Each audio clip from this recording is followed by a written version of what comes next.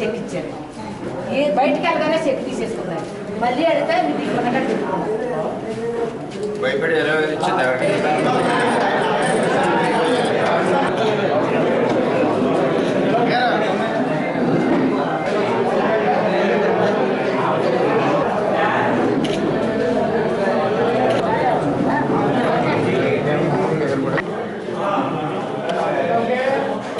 ఒక నిమిషం సార్, ఒక్క నిమిషం సార్.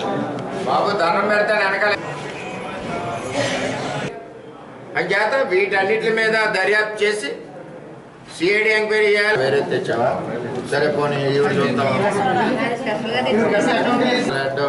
ఏ బ్యాంక్ ఇది?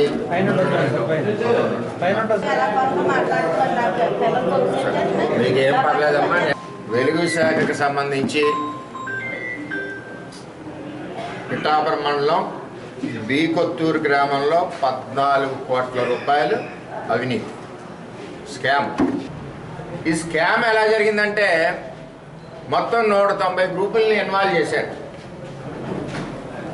కొత్తూరు పేరులో కొత్తూరు గ్రూపులో ఎల్లనపురం ఉన్నారు, చేబ్రోలు ఉన్నారు, ఎర్రాయిపేట ఉన్నారు. ఇక్కడ ఒక జిల్లా కాదు, జిల్లా అంతా స్కామ్ ఇది. ఎక్కడెక్కడ పేర్లు. పార్లమెంట్ అంతా జగన్నాథపురం ఉన్నారు, రామకృష్ణాపురం ఉన్నారు, కాకినాడ ఉన్నారు, పులిమేరు.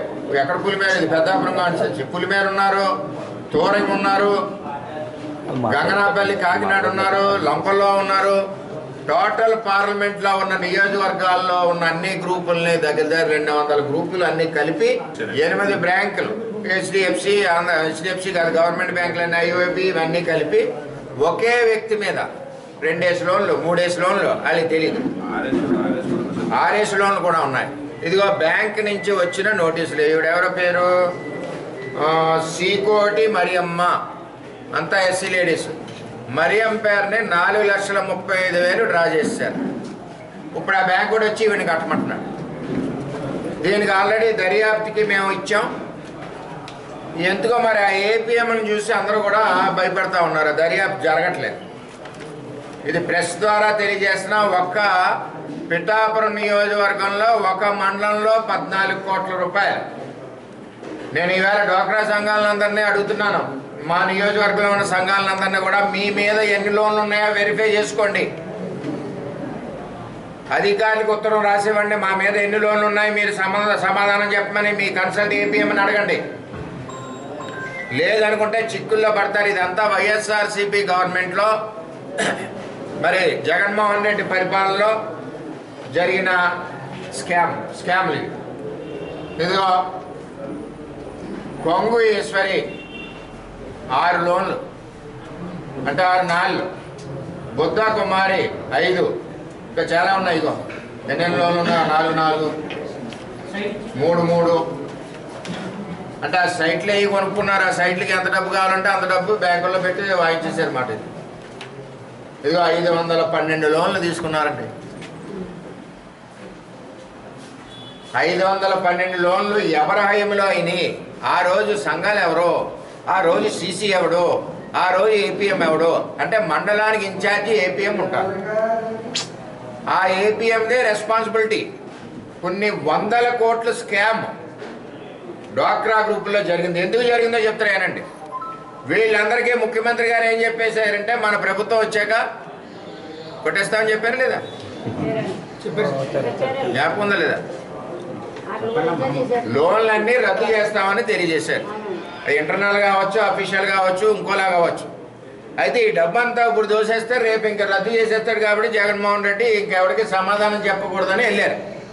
కానీ ప్రజలేం ఆలోచించారు? ఇటువంటి దుర్మార్గుడు జగన్మోహన్ రెడ్డిని బయటికి తవిరేయాలని ఆలోచించి ప్రజలు ఆలోచించేసరికి టక్కన ఇల్లు దొరికేస్తుంది. Simple logic. 14 కోట్లు పిఠాపురం నియోజకవర్గంలో, ఒక మండలంలో, ఒక గ్రామంలో. ఇంకా వెతికితే ఇంకో 40-50 కోట్లు స్కామ్ ఉంటుంది.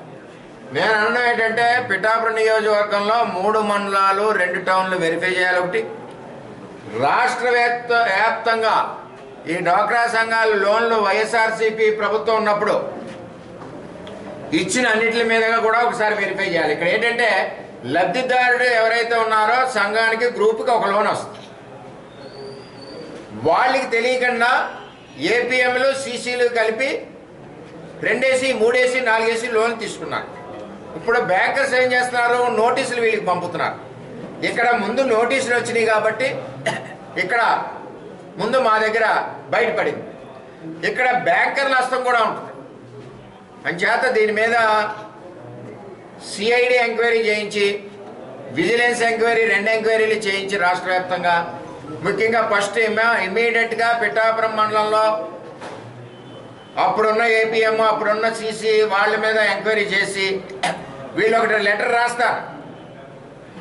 ఏపీఎం కూడా కొన్ని సంతకాలు పెడుతుంది. ఏపీఎం నాలెడ్జ్ లేకుండా ఏది కూడా డ్వాక్రాలకు సంబంధించి మూవ్ అవ్వడానికి వీల్లేదు. ఇమీడియట్ ఆఫీసర్ ఎవరంటే ప్రభుత్వం, ఏపీఎం.